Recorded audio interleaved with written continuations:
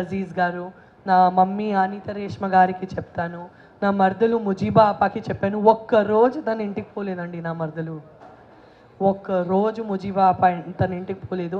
నా పిల్లలు అసలు ఇప్పుడు కూడా నేను ఇక్కడ ఉన్నానంటే నా పిల్లలు వచ్చేసి, నా అమ్మాయి వచ్చేసి తనకి ఇక్కడే ఉంటుంది, ఇట్లే ఉంటుంది. అంత ప్రేమగా చూసుకున్నారు. అండ్ నా మత్తో చుట్టాలందరికీ నేను థ్యాంక్ యూ చెప్పాలి. పోయిన టైం చాలా తిట్టారండి, నీకు ఏంటి ఇంత ఇన్సెన్సిటివ్ అనేసి. నా ఉద్దేశం వాళ్ళకి అర్థం కాలేదు. కానీ ఇప్పుడు వచ్చేసి అందరూ వచ్చేసి చాలా మంచి డిసిషన్ తీసుకున్నావు, మాకు చాలా గర్వంగా ఉండేసి అందరూ అంటున్నారు.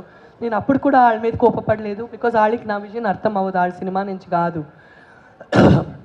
కానీ I'm very happy that literally అన్నీ చాలా బాగా నడిచిందనేసి నేను చాలా హ్యాపీ ఉన్నానండి. ఇమాన్యుల్ నా బేబీ అండి. Emmanuel is my baby. Ma'am, one more question ma'am. మీరు బిగ్ బాస్కి వెళ్ళేటప్పుడు 100 సెట్స్ ఆఫ్ బట్టలు తీసుకొని వెళ్ళానన్నారు, ఏంటి అంత కాన్ఫిడెన్స్? నేను చెప్పాను కదా, నా కళ్ళలో రక్తం కూడా వస్తే నేను సహించుకుంటాను. అండ్ నేను 100% ఎఫర్ట్ పెట్టేస్తాను అనేసి. అండ్ నేను వేరే ఊరిలో ఉన్నానండి, నేను బెంగళూరులో ఉన్నాను. ప్రతిసారి వాళ్ళకి ఇబ్బంది పెట్టేసి అది కొరియర్ చేయండి, ఇది కొరియర్ చేయండి కాకుండా, అండ్ నాకు ఎవరైనా షాపింగ్ చేసిస్తే నాకు ఇష్టం ఉండదు, నాకు నాదే ఇష్టం ఉండేది నేను వేసుకోవాలనేసి. సో నేను పోతున్నాను, గెలిచే రావాలి, ఎట్లయినా గెలిచే రావాలి దేవుడా అనేసి. అందుకే ప్రతిరోజు అందరు లేట్గా కూడా రెడీ అవుతే పొద్దున్నే లేసేసి ఏదో 9 o'clock కాల్ షీట్ ఉంటుంది, అట్లా ఫస్ట్ పోయి స్నానం చేసేసి చీర వేసుకొని ఓకే వాళ్ళు షూటింగ్ ఉందండి అనేసి నేనే ఫస్ట్ రెడీ అయిపోయి అందరినీ అబ్జర్వ్ చేస్తాను, ఏం చేయొచ్చని ఆలోచిస్తాను, ఏం చేయకూడదు అనేసి జాగ్రత్త ఉంటాను. సో నేను లిటరలీ 100 days షూటింగ్ కోసమే పోయాననేసి నా మెంటలీ నా బ్రెయిన్ ప్రిపేర్ చేసుకొని నేను పోయాను. సంజన గారు, బుజ్జిగాడు మూవీలో డైలాగ్ ఉంటుంది, ప్రభాస్ గారు మీతో చెప్తారు కదా, కొంతమంది అమ్మాయిలు ఏడిస్తే చూడడానికి అంత బాగోదు, కానీ మీరు బాగున్నారని చెప్పి.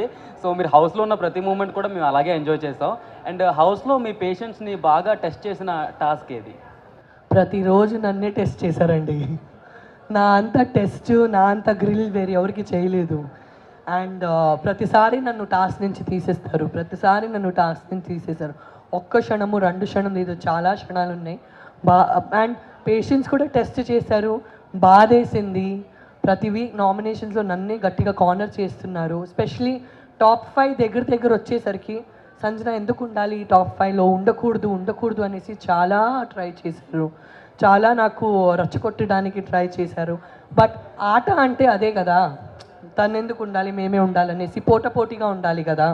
సో అదే ఆట అనేసి ఇవాళ నేను వెనక్కి తిరిగి చూస్తే ఆ పర్టికులర్ అవన్నీ నాతో చేశారు కాబట్టి నేను ఇక్కడ ఉన్నాను ఇంత స్ట్రాంగ్గా అని, నేను అది కూడా పాజిటివ్గానే తీసుకుంటాను.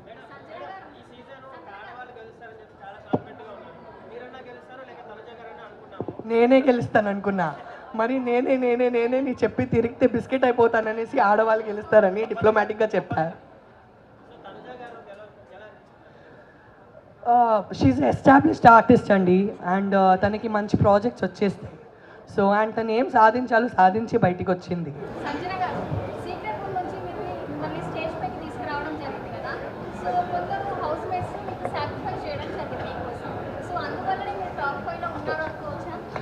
నాకు యాక్చువల్లీ నేను ఇందాక బిగ్ బాస్ సీజన్స్ చూడలేదు, నేను రీల్స్లో చాలా చూశాను. బికాజ్ ఐ 4-5 years మమ్మీగా ట్రావెల్ అవుతున్నాను, అంత ఓపిక లేదు నాకు. ఇది ఏం నడుస్తుందనేసే అర్థం కాలేదు, ఈ సాక్రిఫైస్ ఫార్మాట్ ఏంటి.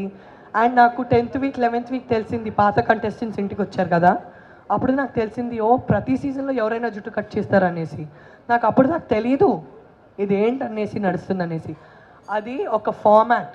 కానీ ఆ 3rd weekలో నాకు ఎందుకు తీశారంటే MEP మోస్ట్ ఇంపార్టెంట్ ప్లేయర్, అందరికీ అసలు లిటరలీ అందరినీ ఇబ్బంది పెడుతుంది ఈ ప్లేయర్ అనేసి నాకు తీశారు. సో ఇప్పుడు అట్లా కథలో మెయిన్ పర్సన్ తీసేస్తే బాగుండదు. సో నాకు ఏదో ఒక కాన్ఫిడెన్స్, అండ్ నాకు బయట తీసేస్తే నాకు ఇంటికి పంపించాలి కదా. నాకు సీక్రెట్ రూమ్లో ఉంచేసరికి వీళ్ళు నాతో ఏమో చేస్తున్నారు, నాకు ఎందుకు ఇంటికి పంపించలేదు. నేను హిందీ బిగ్ బాస్లో 2016లో సీక్రెట్ రూమ్ చూశాను, తర్వాత సీక్రెట్ రూమ్ నుంచి ప్లేయర్ రిటర్న్ వస్తాను చూశాను. సో నేను అర్థం చేసుకున్నాను నేను రిటర్న్ పోతానేమో అనేసి. అక్కడ ఏం సాక్రిఫైస్ నడుస్తుంది నా కంట్రోల్లో ఏమీ లేదండి. యాక్చువల్లీ ఆ సాక్రిఫైస్ వల్లే నేను చాలా తగ్గిపోయా. ఎందుకంటే మీరు నాకు ఒక పెన్సిల్ కూడా ఇస్తే మీరు నా ఫ్రెండ్ అయిపోతారు, నేను మీతో గట్టిగా గేమ్ ఆడలేను. మేము మంచిలు అంటే అంతే కదా. ఓకే ఇవ్వండి, నో ప్రాబ్లం, అంతే చాలు. సో కొద్దిగా కూడా ఒక మంచి ప్రేమ చూపిస్తే మేము చాలా సాఫ్ట్ పర్సన్ అయిపోయాను, పోతాం ఆడ పరంగా ఉంటాము. సో నేను చాలా తగ్గిపోయాను ఆ సాక్రిఫైస్ తర్వాత.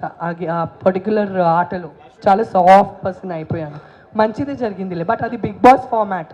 సాక్రిఫైస్ అంటే అది నా కోసం చేయలేదు, బిగ్ బాస్ ఫార్మాట్. కానీ వాళ్ళందరూ నా కోసం నిలబడ్డాడు. చాలా చాలా ఆనందంగా ఉంది దట్ ఆ రోజు బర్నన్న, తనుజ, రీతు, ఇమాన్యుల్ నా కోసం నిలబడారనేసి. సంజనా గారు ఇక్కడ మేడం మన లాస్ట్ క్వశ్చన్. శివాజీ గారిది ఒక కాంట్రవర్సీ నడుస్తుంది రీసెంట్గా రిలీజ్ ఈవెంట్లో. హీరోయిన్ ఉద్దేశించి శారీస్ కట్టుకున్నాడు అమ్మ అని చెప్పేసి. ఆయన మంచికి చెప్పాడా చెడుకు చెప్పాడా పక్కన పెడితే అది టూ మచ్ కాంట్రవర్సీ అవుతుంది. దాని గురించి మీరు ఏమంటారు యాజ్ ఎ హీరోయిన్గా? ఇప్పుడే ఆనందంగా ఉన్నానండి, ఇప్పుడే హ్యాపీగా ఉన్నాను. నేను హ్యాపీగా ఉండకూడదా? ఇప్పుడే సారీ అడిగారు కదా శివాజీ గారు, సారీ అడిగారు కదా, క్షమించవచ్చు కదా తండ్రి. నేను అందరి వైపు మాట్లాడుతున్నానండి, నన్ను ఎందుకు ఇరికిపిస్తున్నారు? Safe game ఆడుతున్నానండి. ఇప్పుడే నవ్వి నవ్వి ఉన్నాను. ఇన్ని రోజులు గొడవ పడి హాఫ్ క్రాక్ అయిపోయాను. మళ్ళీ నన్ను ఇరికిపించొద్దండి, నా వల్ల కావట్లేదు ఇంకా. అమ్మా పారిపోతాను.